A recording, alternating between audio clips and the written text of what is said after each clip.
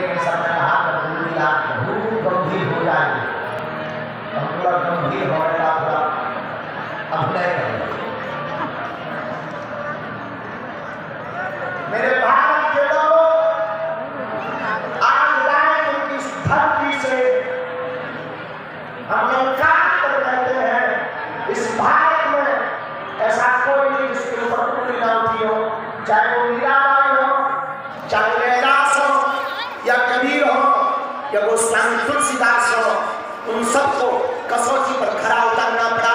यहाँ तक कि भगवान ब्रह्म है, उनको भी कसौटी पर खरा उतरना पड़ा।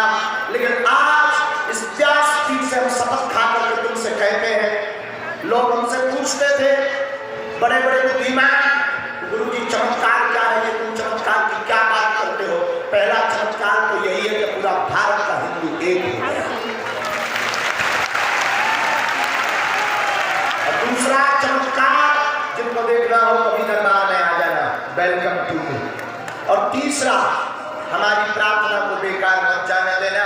अगर तुम्हारे अंदर एक बूंद भी सनातनी हिंदू का हो तो तुम मेरा साथ दो, मैं हिंदू राष्ट्र बनता हूं।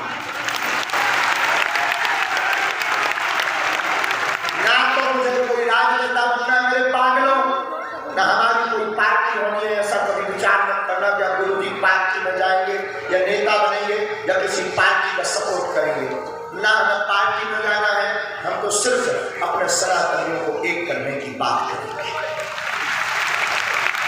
और अगर ये बवाल है, अगर ये विवाद है, तो बना रहने दें पीछे।